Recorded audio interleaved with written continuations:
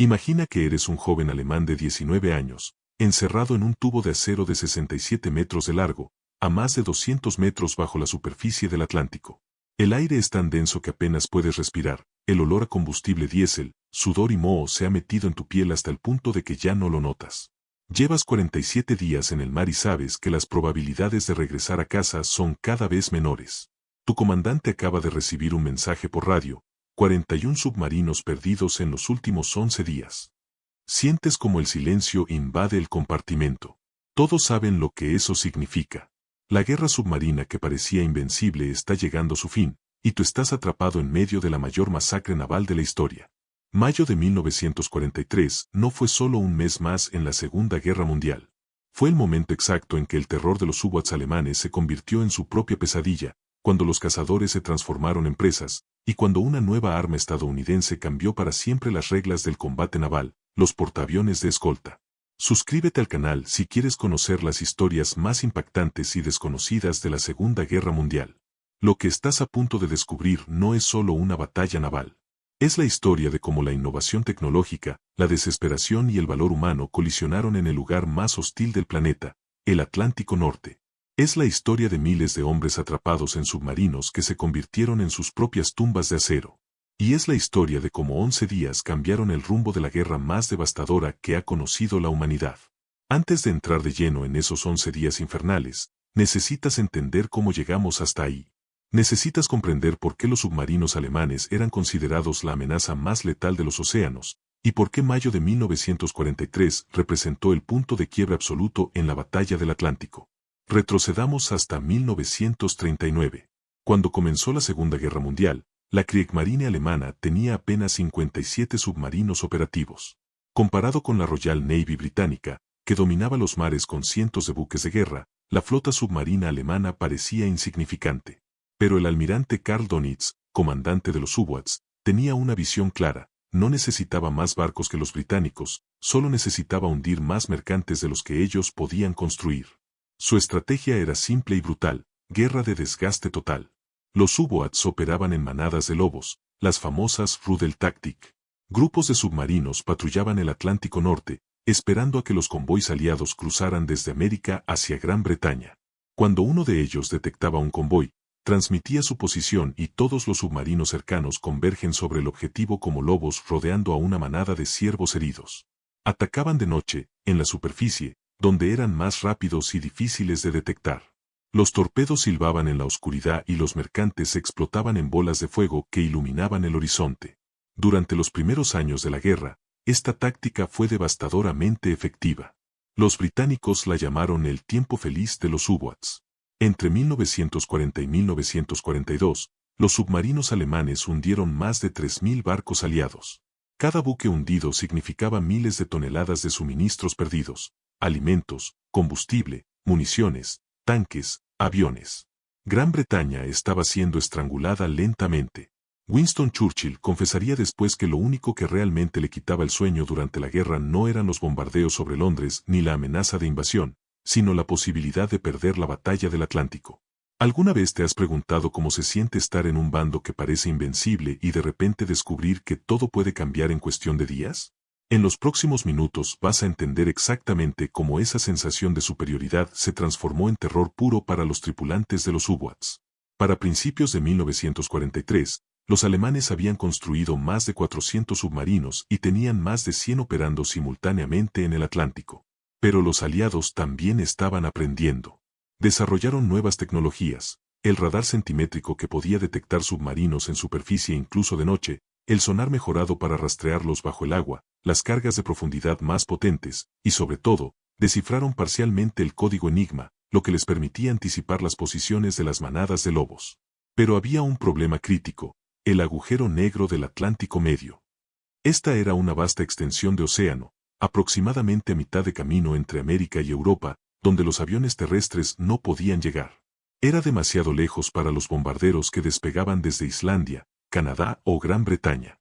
En esa zona muerta, los convoys quedaban completamente desprotegidos desde el aire, y los U-Boats lo sabían. Era su zona de caza preferida.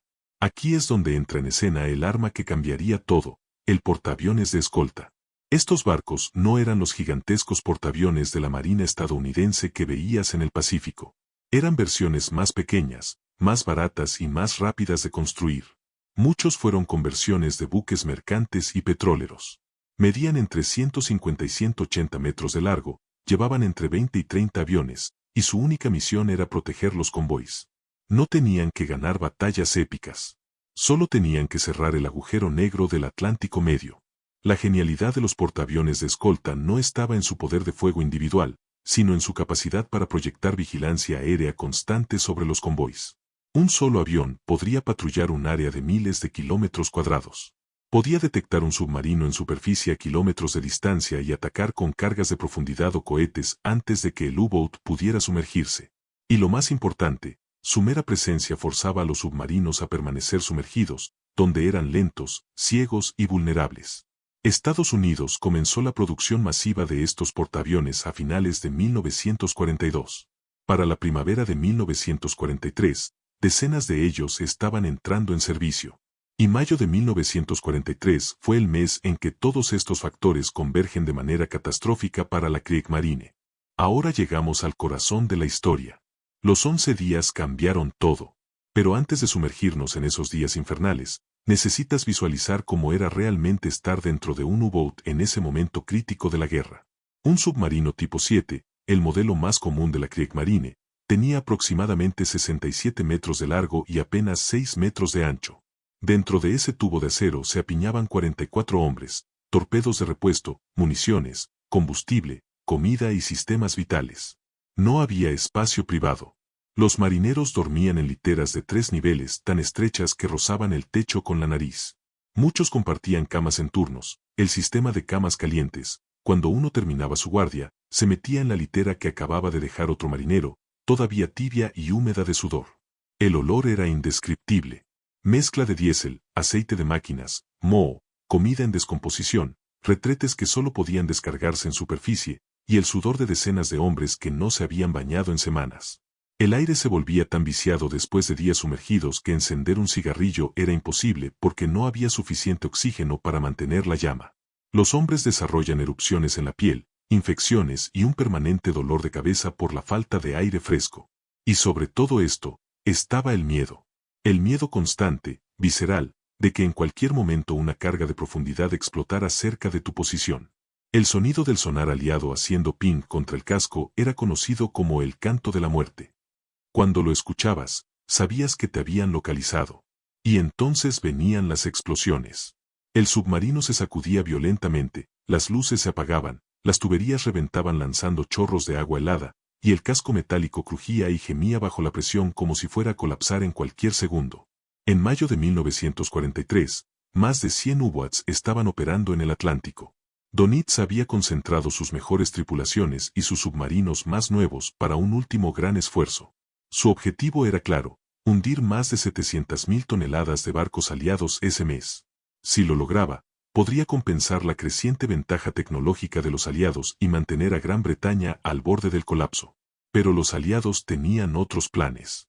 Para mayo de 1943 tenían en operación más de 30 portaaviones de escolta en el Atlántico, además de docenas de destructores equipados con radar centimétrico y sonar mejorado.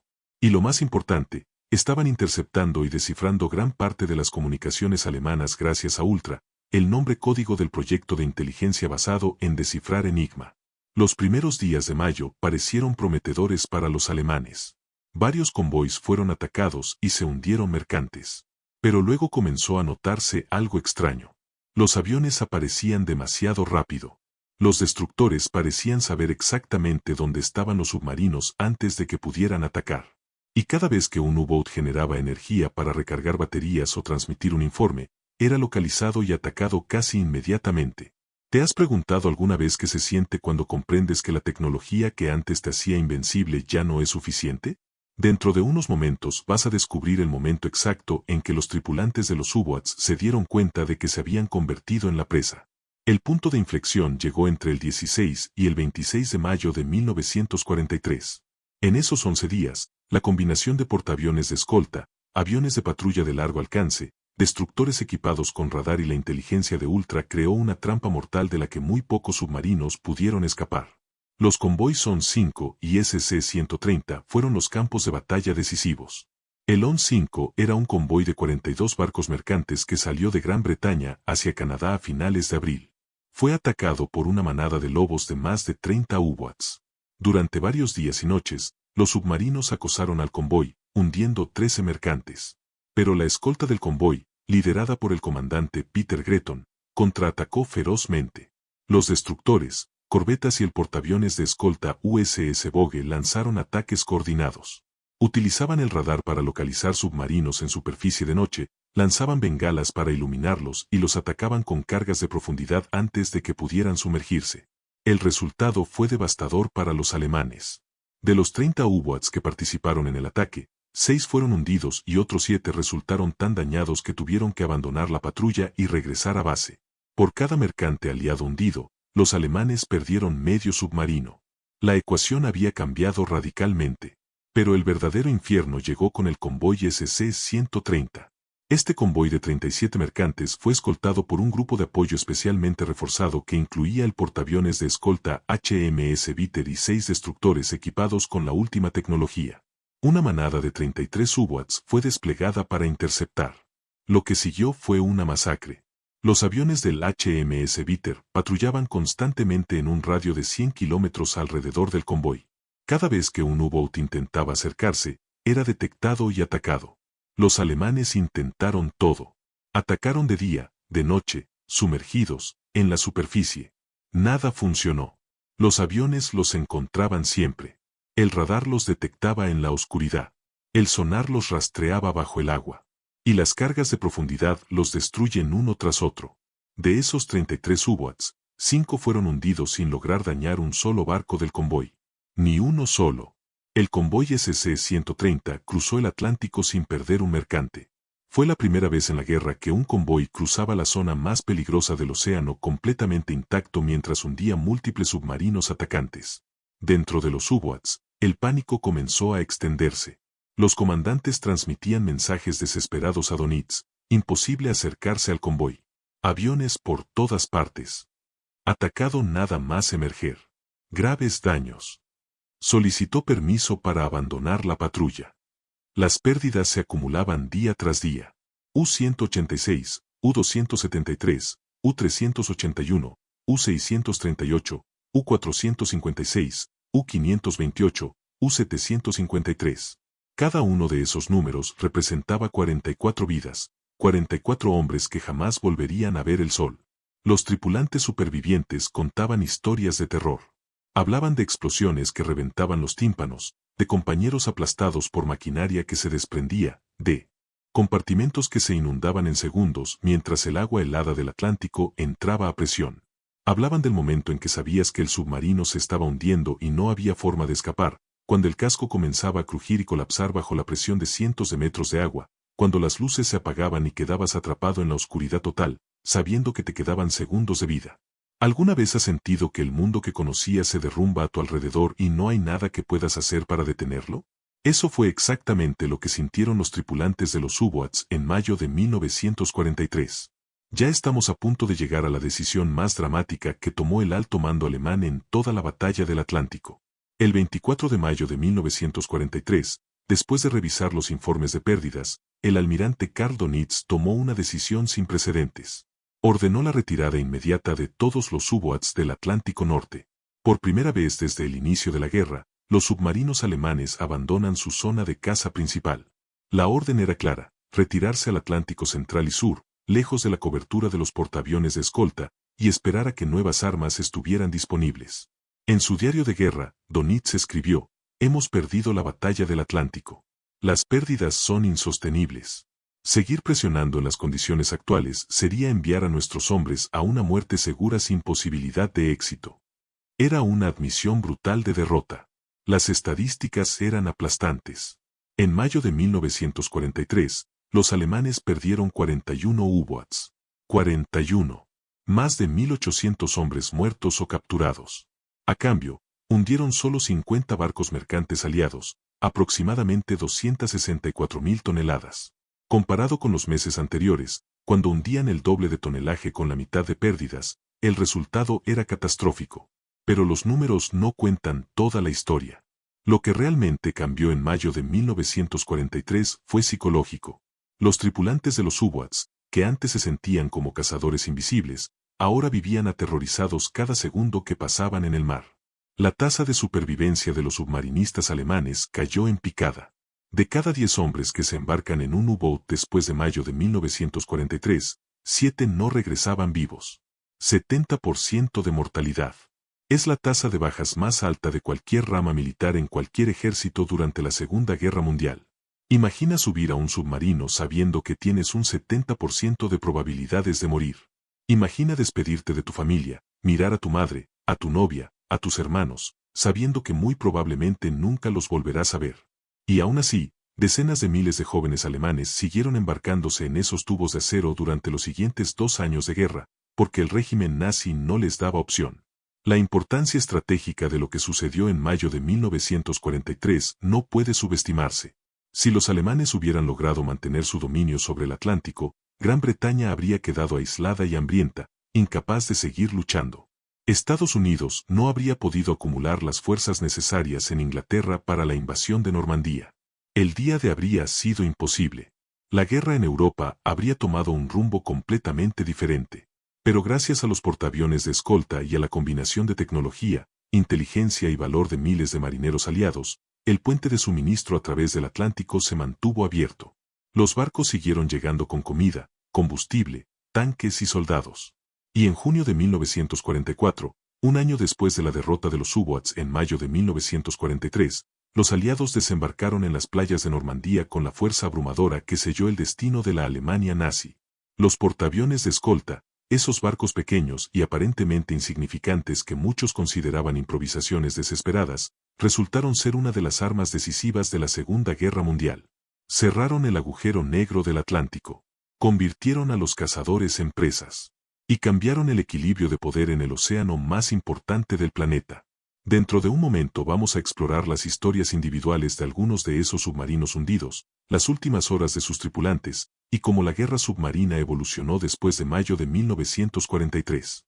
Pero antes, necesitamos entender quiénes eran realmente estos hombres que luchaban en ambos bandos. Los tripulantes de los U-Boats no eran todos fanáticos nazis. Muchos eran jóvenes reclutados que simplemente fueron asignados a la rama submarina de la Marina. La propaganda alemana los presentaba como héroes, como la élite de la Kriegsmarine. Y en cierto modo lo eran. La selección y el entrenamiento para servir en submarinos eran extremadamente rigurosos. Solo los mejores físicamente, los más resistentes psicológicamente y los más competentes técnicamente eran aceptados. Pero la realidad dentro de un U-Boat estaba muy lejos de la imagen heroica de la propaganda. Era un infierno claustrofóbico donde la muerte podía llegar en cualquier instante.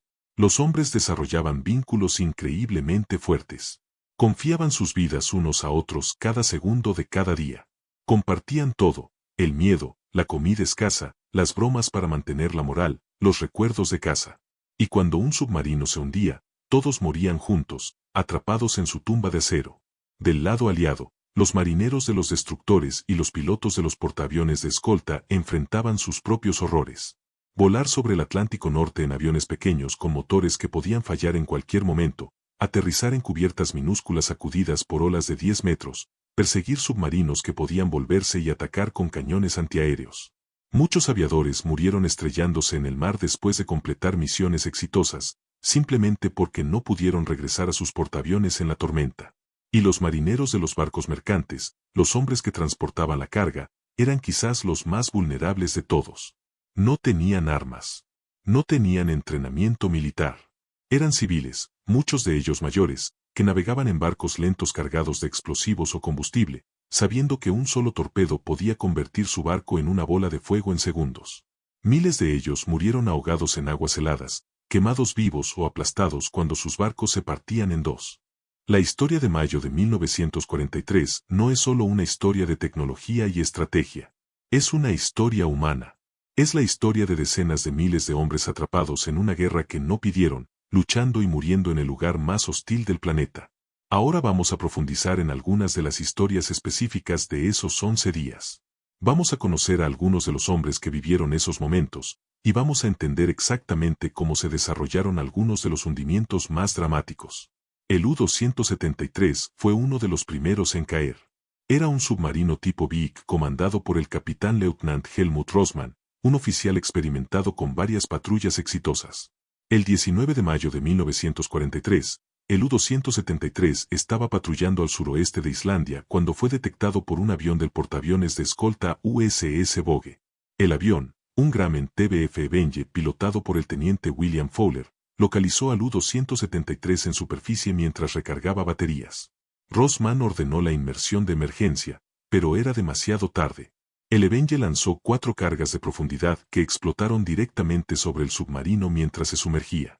El U-273 fue destrozado. Se hundió en menos de un minuto. Los 44 hombres a bordo murieron instantáneamente. No hubo supervivientes.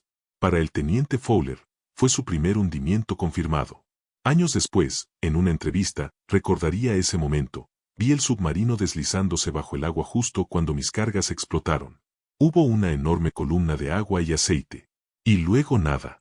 Solo el océano vacío. Me di cuenta de que acababa de matar a 40 y tantas personas. No sentí júbilo. Sentí algo muy extraño, una mezcla de alivio por haber cumplido mi misión y horror por lo que acababa de hacer. Eran enemigos, sí, pero también eran marineros como nosotros. Esa era la realidad de la guerra en el Atlántico.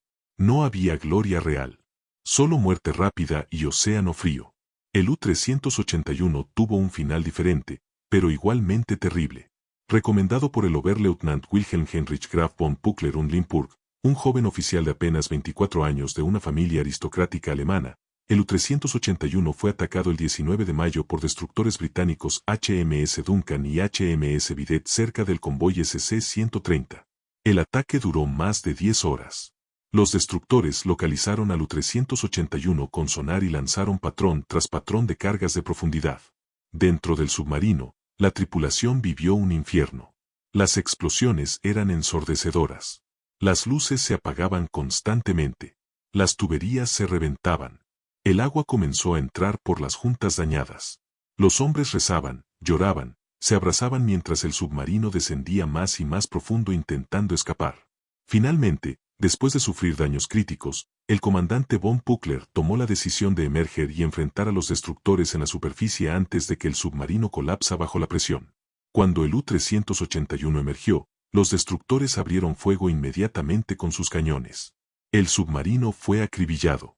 Von Puckler ordenó abandonar el barco y hundir el U-381 con cargas de demolición para evitar que cayera en manos enemigas. De los 44 hombres a bordo, solo 15 sobrevivieron. Fueron rescatados del agua helada por los destructores británicos. Von Puckler no estaba entre ellos. Fue visto por última vez en el puente del U-381 mientras se hundía, cumpliendo con la tradición naval de que el comandante es el último en abandonar su barco. Tenía 24 años.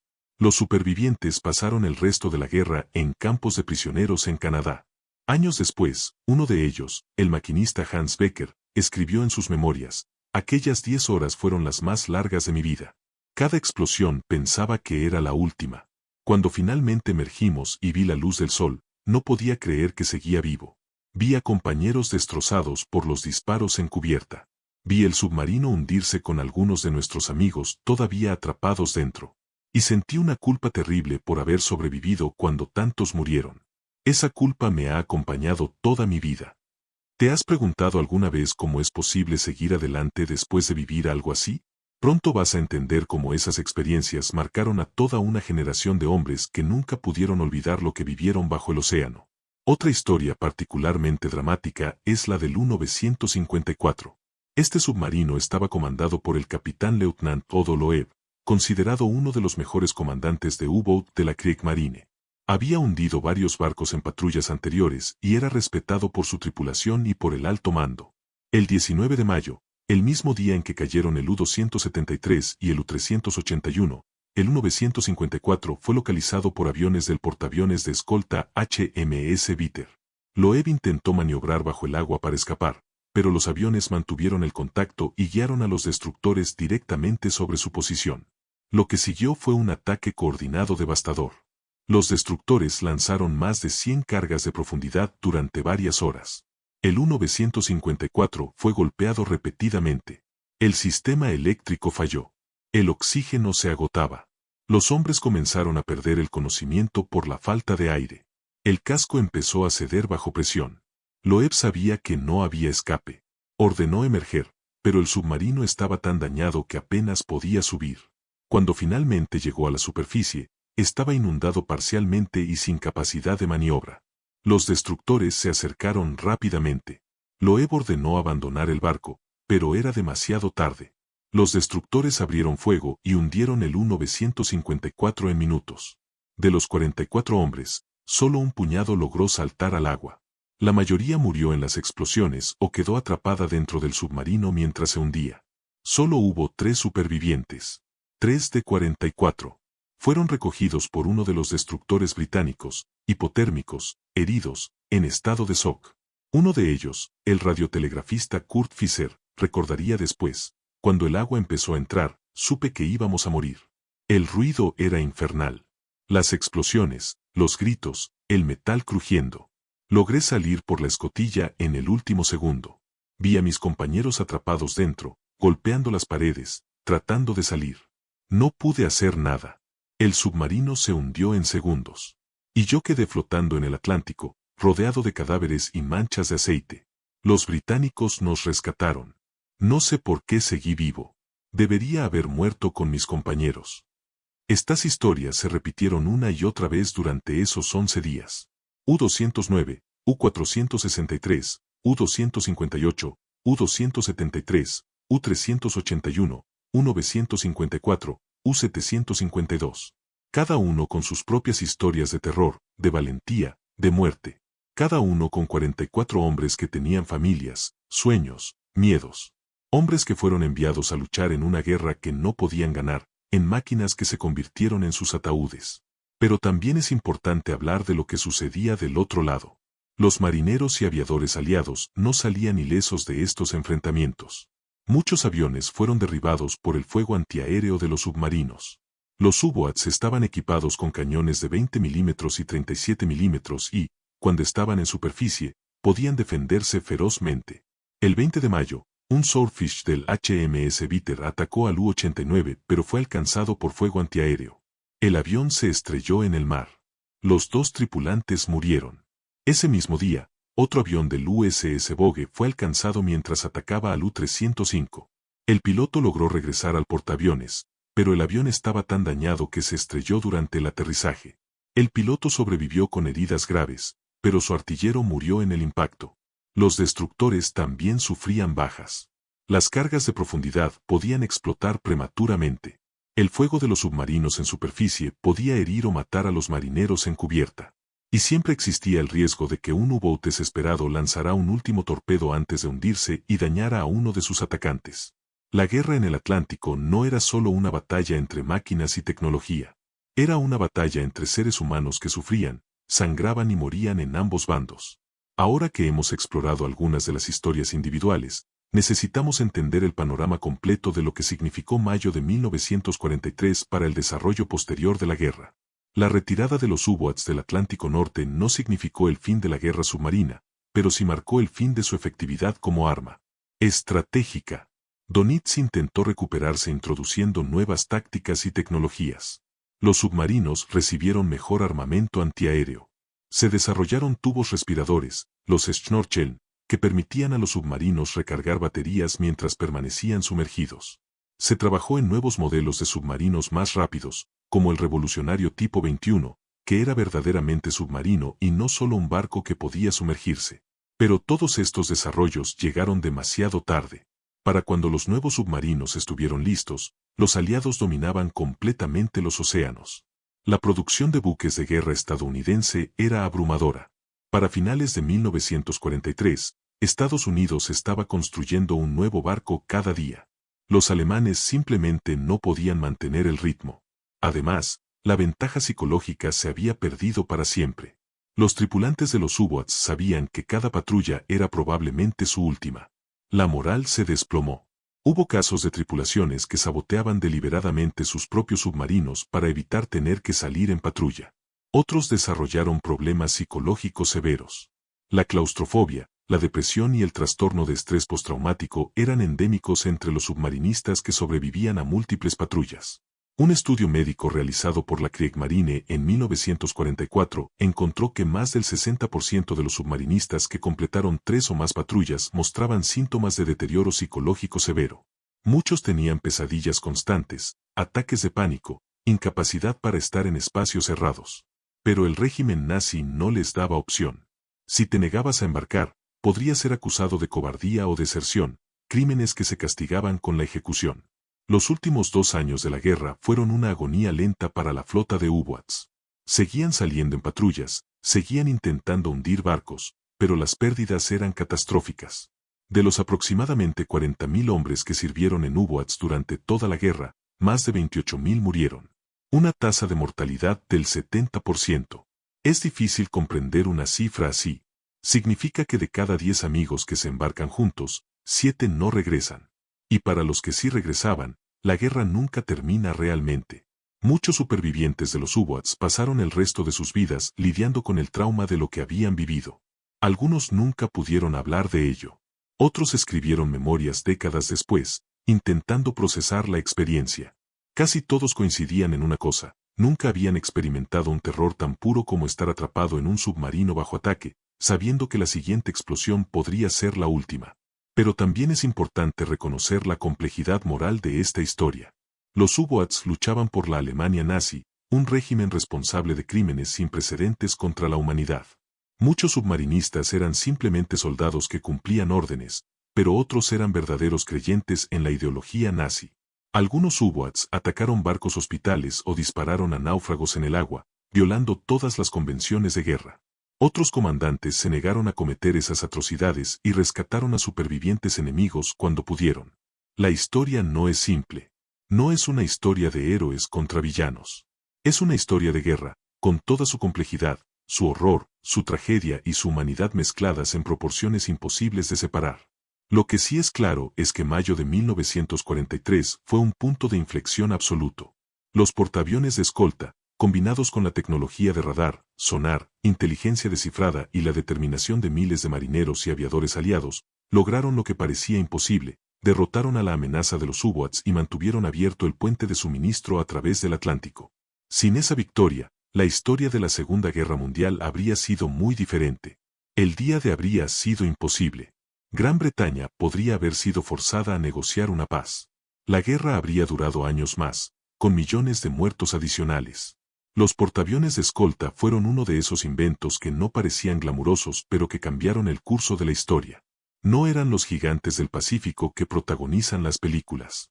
Eran pequeños, lentos, incómodos. Pero cerraron el agujero negro del Atlántico. Convirtieron el océano en una trampa mortal para los submarinos. Y salvaron incontables vidas al garantizar que los suministros siguieran fluyendo. Hemos llegado a un punto importante en nuestra historia. Hemos visto los 11 días que cambiaron todo, hemos conocido a algunos de los hombres que vivieron y murieron en esos momentos, y hemos entendido el impacto estratégico de lo que sucedió. Pero hay más que contar. Hay más historias, más detalles técnicos, más lecciones sobre liderazgo, estrategia y la naturaleza humana bajo presión extrema.